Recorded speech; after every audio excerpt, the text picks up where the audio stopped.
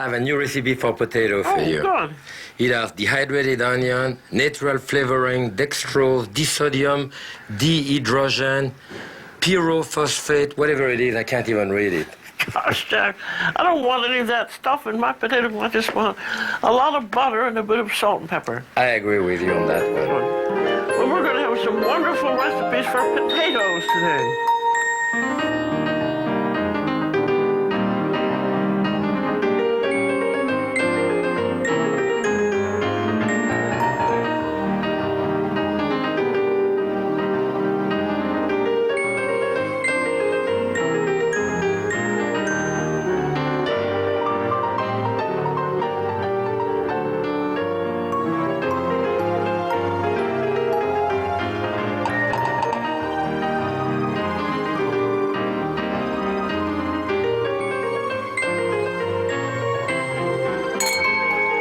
Happy cooking!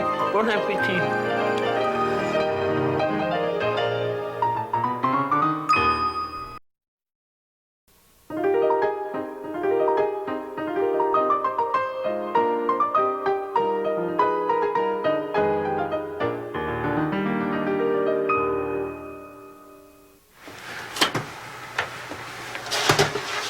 I think one of the most basic of all potato is baked potato. I think it is. You know? Simple. One thing that I don't like is when they bake it with aluminum foil around.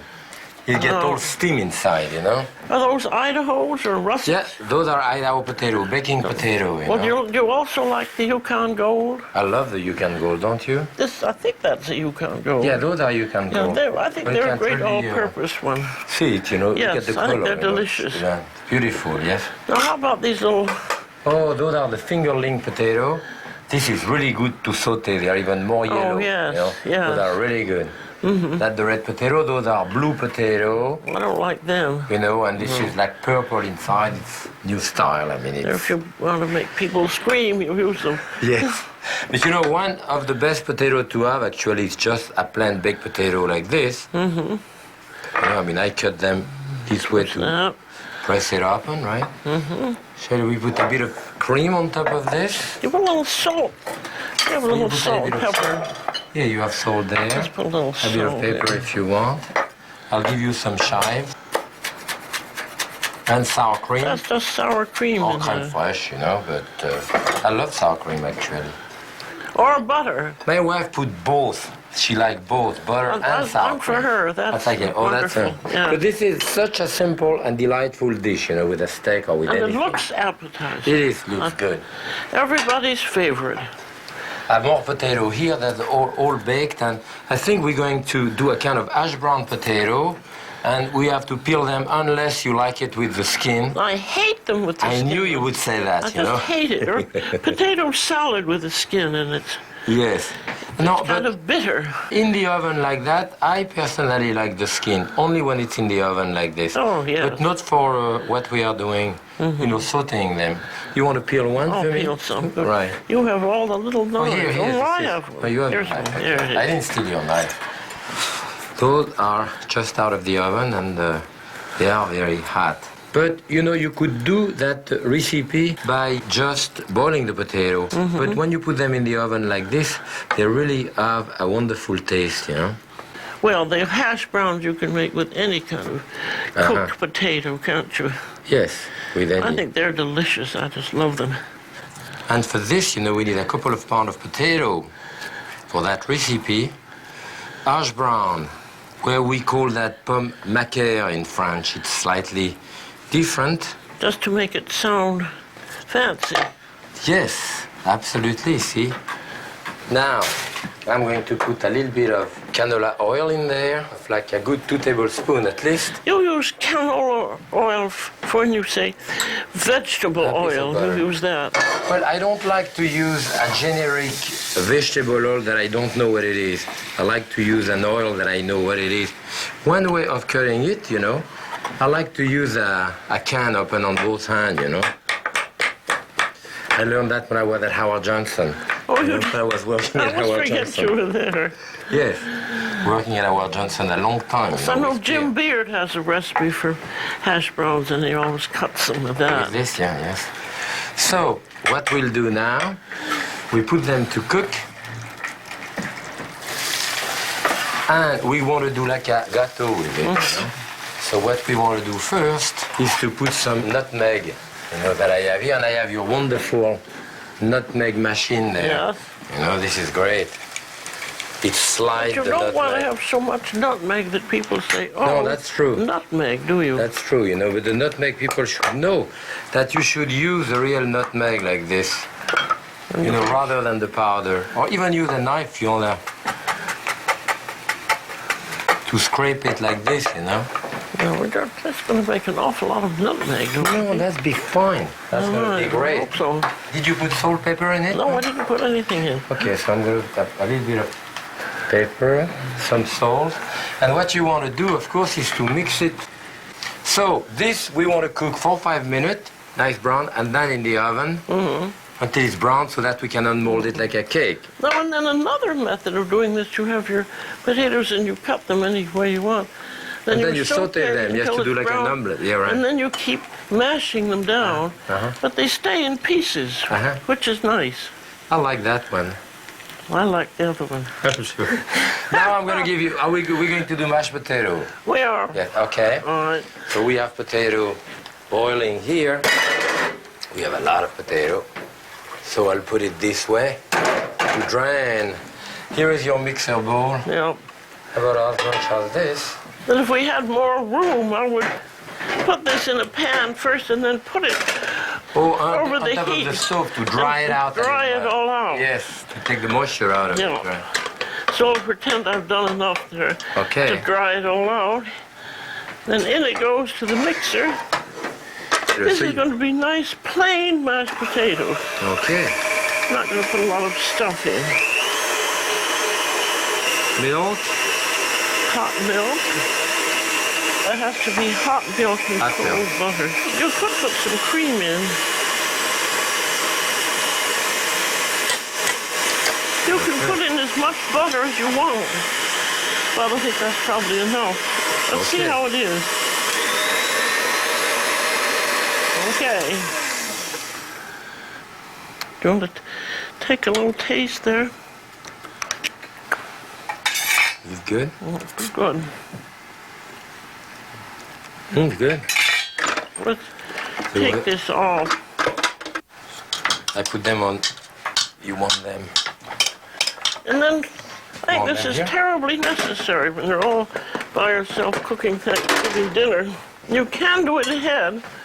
Like just put it in a pan of lightly simmering water and put the cover on, but always leave a little air space.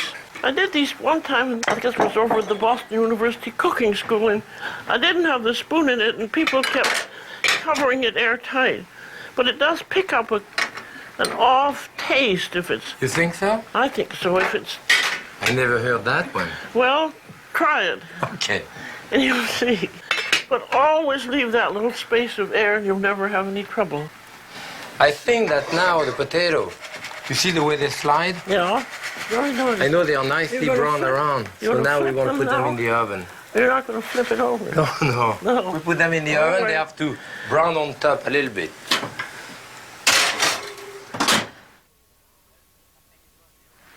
Well, I think it must be ready now. Ash brown mashed potato. Yeah, it looks good. Brown a little bit on top. So what we are going to do is to unmold it. You know, I love those lids that you have here. Oh, This I is got these old- way back in '48 at the flea market in 90 Paris. No kidding. They're wonderful. You know, they fit any pan, and in addition, they are great as a spatula to unmold something like Look at this. that. Look at that, you Look, see? that's beautiful, isn't it? And then to slide it underneath Yeah. here. That's great. But then, when I was at the Plaza Athénée in Paris, we used to make it even more luscious by putting cream on top of it. Is that So you sour can cream? serve it one or the other. Well, we used to use crème fraîche, fraîche. but there I'm using sour cream, yes. I like sour cream, Well, you actually. could mix sour cream and whipped cream. Yeah, that would be close to Close to what we do in crème France. And some Gruyère here, or other type of cheese like this. Now this would be good if you happen to be a vegetarian. You could make your whole meal out of this. Well, yes, it depends whether some vegetarian may not even want milk, you know. Well, we have not invited them. Okay, so I'm going to put that under the broiler for a Okay. couple of minutes. And, Well, while you're doing it, Let it I'll brown. finish my garlic mashed potatoes. okay.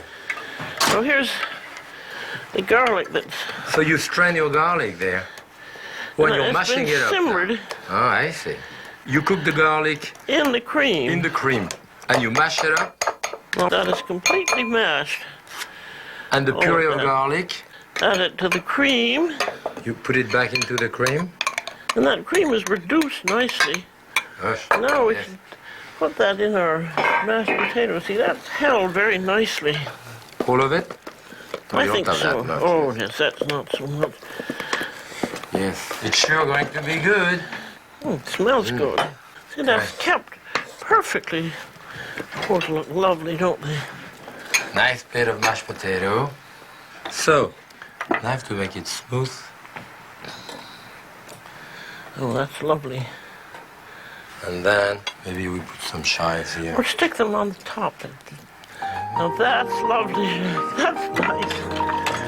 There you are, super mash. Well, let me check my potato in the oven. Yeah, they are about just right. That looks Look pretty at that. nice. Yes. So I'm going to bring this around here. That As looks you know, very nice. better not touch that. This is really hot. Yeah. But you can eat the pomme macaire just by itself.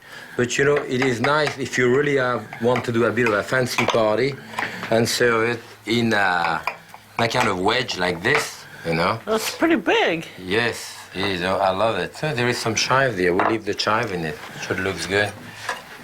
And so you have a piece of potato like this, you know. Then you could put some poached eggs around it. Or That's some right. bacon. That looks great, doesn't it?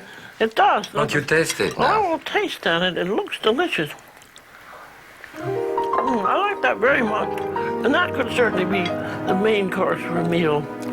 Good. Nice Absolutely. recipe. Thank you.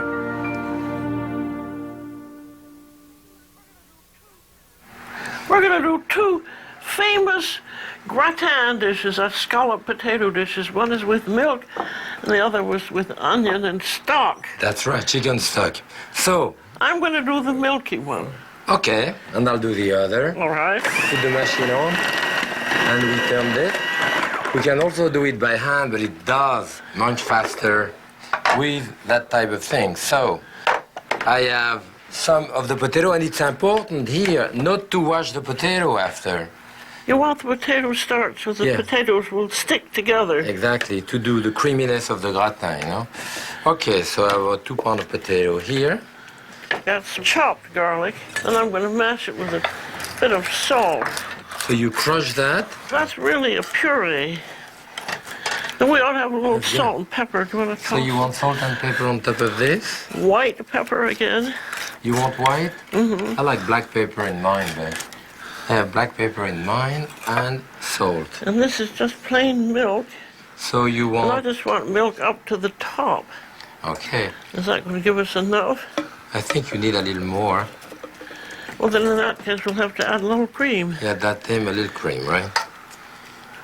But you Yeah. don't need the cream. You can do it if you go to a 3-star restaurant. You can have it done entirely with cream. And That's at with the home, garlic that's gone in there. yes, at home you can have it only done with I with think if you milk do it and a entirely mixture. with cream, you have to cook it very, very, very slowly, don't you think? I think it ended up being too rich anyway. But 3/4 milk, 1/4 cream, you know, I think it's a good proportion. So this is ready to be brought to a boil, right? Mm-hmm. Top of the stove. And I have the other gratin here. Let's put it maybe together. So this one I have salt, pepper, a few sprig of thyme, a lot of sliced garlic here we put, and a lot of onion. This is the pomme boulangère we call, in the style of the baker's wife. Any of those are great with a leg of lamb, huh? Don't you think so? Wonderful, yeah. Yeah. And again, the same idea here, but this time we use chicken stock. Yeah, which, So I'll bring this all right, to the boil on my thing, which is slower than yours. just enough. I'll bring mine here too. So that's going to take a couple of minutes to come to a boil, and then we put it in the oven. Exactly.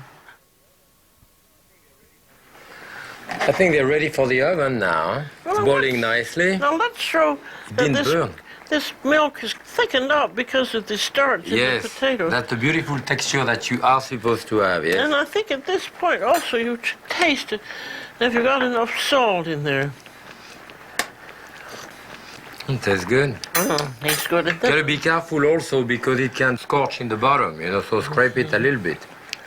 And then I like to see if it's just milk.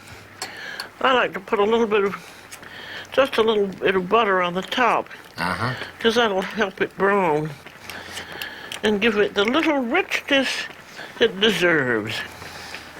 So the idea is to bring it to a boil first on the stove to get the viscosity because of the starch, and then it goes into the oven like a good hour in about 4. This one gets slightly thicker also. I mean the chicken stock, as you can see, is slightly oily. And that's the same idea here. We put it in and you have no dish. fat of any type in your... Well, the chicken stock, if you have, but usually... So those are ready to go into the oven. Oh, it's bubbling nicely, and I think it's done. And I think it's important to say that it should be on cookie sheet in case it's spilled over. This is such, like the family Sunday dinner, with a big leg of lamb roasting and a gratin like this, That's perfect, isn't it? I put a plate here, another plate here. I like to put, on mine, a little bit of parsley on top. Shall we serve a portion of this? Yeah, and this one is here. Potato. So it's quite different in taste, of course, because and in smell, the chicken too. stock. Well, that looks lovely. That's it. A little bit of parsley on this one. Sprig of thyme here. The bay leaf. Don't eat the bay leaf, just for flavor. I want to taste yours first. I think this is an awfully nice dish because it's kind of dressy looking. Absolutely delicious. Now, a little bit of garlic is nice. I like that, when cold the day after, not cold, but room temperature. When we were a kid, my mother would do it with a big salad, a lot of garlic in it, and that's a whole meal. Very nice. Yeah. Well, this is quite different. I think I like this very much, too. With the leg of lamb, that could be... That has lots of flavor to it. Yeah, very delicious. 2 delicious dishes. Fried potato. Pomme frites. Pomme chip, potato chip we call, and pomme gaufrette, straw potato, all that are fried, and we're doing a very special one today. We're doing the pomme souffle. Now I'm slicing the potato for the pomme souffle here and cutting them about, above 1/8 of an inch, Yeah, about like this. And they should be absolutely even. Yeah, they should be even. So we use here, of course, frying potato, your Idaho potato, So those, you wash them after, you have to wash them after, and you have 2 fryers here. I have a fryer which is about 300 degrees, and one which is about 350 degrees. You cook them, see it's about 300 degrees now. I'm going to put them in there. This is to soften them up, isn't it? It's to soften them up. Okay, the idea there is that you're going to shake your pan like this, and your potato, what you want to do, the potato cook on each side and form a shield on each side of the potato. And it's like a transfer of heat, like when you are in your bathtub with the hot water. If you don't move, it's not as hot as if you move. Yeah. So the same idea here. You rub, and as the potato rub, it forms a crust on each side. But the center of the potato become cooked and mushy, like a mashed potato, and that develops steam, and the steam wants to escape. It starts pushing, and the side, if they are just fried up, then they will blow up into a pomme souffle. So those should be cooked, basically, but you don't want them to be hard and brown outside because they would not go up. Now, if you see the potato, usually take about 3.5, 4 minutes. They will start forming blister on top of it. But I think if you're not used to frying anything, I think you should use a fairly deep pot so that you're not going to splatter yourself with burning oil. Yes. And don't take it lightly because you can get an awful burn if you aren't careful. When they start blistering a little bit like that, you think they are ready, so they go directly into hot oil. Now, this is the time, you see, we'll see how they work. For example, here, that's it now. You let them rest for 5-6 seconds. As soon as this touch there, they will inflate or not inflate, one or the other. So let's see. You see? Wow, they're doing it, are they? Yes. I have 2 which work out of 4. That's not too good. My apprenticeship chef would have thrown me out. But I know that this one works, so you put it on the side. Oh. When you know they work. And the other one, you eat them. You give them in the kitchen. It means that, you know, even if it takes you the whole afternoon to do pomme souffle, all the ones which work, you put them on the side. Yeah. So that by the time you have your guests, you know they all work. They have been pre-tried, you know. See, as soon as they touch, you see this one? So as soon as they touch, they should blow up, you know. Most. This one works also a little bit. And that's the other one that did. This is the bad one. You put them underneath, you put the nice one on top. Oh, yes. So I did those downstairs. That and was you see, smart of you. So what happened in a restaurant is that you have all of those ready. And when you have an order, and it's very simple, you take 8 or 10 of those, you know. How many per person? Usually 7, 8, you know. And then, you know, they've all been pre-tried. Oh, and then they are really coming up.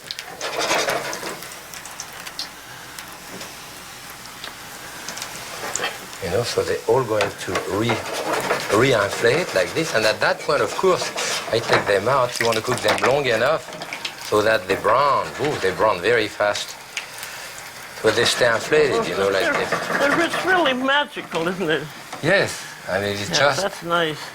bowl of potatoes. But what a good idea to be all ready so you won't have a failure. It's not that, you know. By the time when I say your guests come, no one knows how many you miss or not, you know, so. But you could still cook the ones that failed and you... The one that you failed, of course, you fry them and you have like fried potatoes. It's perfectly fine. So should I put them on top here? Okay. Paper towel. Although those are beautiful. Then a little salt. And a tiny dash of salt on top of it. I think I wanted to show one at least to break it open. You know, to show the inside, you know. I mean, this is just the 2 shell of the potato, you know, which... good. Oh, But well, that's wonderful. My average was very bad. So we do a basket, or you don't have to, in napkin like this, and this is the classic way of, you know, presenting your pomme souffle. With the pomme souffle, we deserve a glass of wine. I think you're right there, Jacques.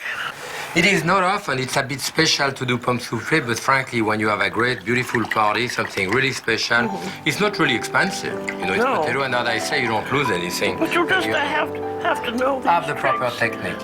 You've been so kind as to show us. Thank you very much, and happy cooking. Bon appetit, and have fun cooking together.